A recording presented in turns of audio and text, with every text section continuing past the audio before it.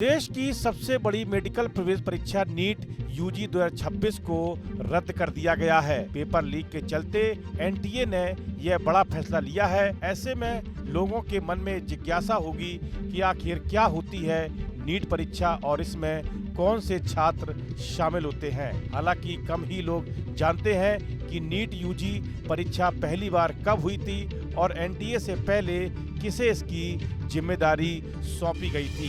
NEET का पूरा नाम national eligibility cum entrance test है। यह मेडिकल कॉलेजों में एडमिशन के लिए होने वाली प्रवेश परीक्षा है। नीट दो स्तरों पर होती है, यूजी यानी कि अंडर ग्रेजुएट और पीजी यानी कि पोस्ट ग्रेजुएट। हर साल लाखों छात्र एमबीबीएस, बीडीएस और दूसरे मेडिकल कोर्स में दाखिले के लिए नीट यूजी परीक्षा देते हैं। इस परीक्षा को पास करना मेडिकल कॉलेज में एडमिशन के लिए जरूरी होता है। इस परीक्षा का आयोजन नेशनल टेस्टिंग एजेंसी यानी कि एनटीए करती है। 2024 में भी नीट यूजी परीक्षा काफी चर्चा में रही क्योंकि पेपर लीक होने के आरोप लगे थे। नीट भारत की सबसे बड़ी मेडिकल प्रवेश परीक्षा है, जिसके जरिए छात्र डॉक्टर बनने के लिए मेडिकल कॉलेजों में दाखिला लेते हैं। नीट यूजी परीक्षा की शुरुआत 2013 में हुई थी।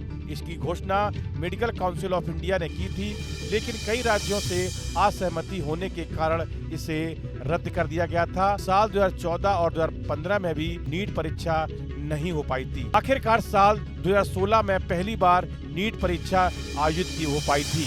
यूजी नीट और पीजी नीट दोनों परीक्षाएं साल में एक बार आयोजित होती हैं। 2016 में नीट परीक्षा तमिल, तेलुगु, मराठी, बंगाली, असमिया और गुजराती भाषाओं में हुई थी। 2017 में कन्नड़ और उड़िया भाषा भी जोड़ दी गई। हालांकि अब नीट यूजी परीक्षा 13 भाषाओं में दे सकते हैं। नीट यूजी परीक्षा पास करके कैंडिडेट एमबीबीएस के साथ ही undergraduate BAMS, BUMS, BSMS और बीएचएमएस के लिए भी आवेदन कर सकते हैं। एनटीए यानी कि नेशनल टेस्टिंग एजेंसी से पहले इस परीक्षा की जिम्मेदारी सीबीएसई को सौंपी गई थी। देश में पहली नीट परीक्षा सीबीएसई ने ही आयोजित करवाई थी। नीट यूजी परीक्षा देने के लिए 12वीं पीसीबी यानी कि फिजिक्स, केमिस्ट्री और बायोलॉजी, बायोटेक्नोलॉजी के साथ पास होना जरूरी है। नीट सिलेबस में फिजिक्स, केमिस्ट्री और जीव विज्ञान के टॉपिक शामिल होते हैं। ज्यादातर टॉपिक कक्षा 12 के सिलेबस से लिए जाते हैं। टॉपर्स हमेशा सुझाव देते हैं कि छात्रों को एनसीईआरटी की किताबों से ही टॉपिक को पढ़ना और कंसेप्ट को अच्छे से समझना चाहिए। नीट परीक्षा देने के लिए कोई अधिकतम सीमा तय नहीं की गई है। कोई भी उम्मीदवार कितनी भी बार यह परीक्षा दे सकता है। नीट यूजी परीक्षा देने के लिए कैंडिडेट की उम्र कम से कम 17 साल होनी चाहिए। हर साल यूजी नीट एग्जाम देने वालों की संख्या बढ़ती जा रही है। ये लाखों में पहुंच चुकी है। नीट परीक्षा देने वालों में 50% से ज्यादा लड़कियां होती हैं, जबकि एमबीबीएस की सीटें इसकी 5% के करीब है। परीक्षा के महीने भर बाद एनटीए नीट रिजल्ट की घोषणा करता है।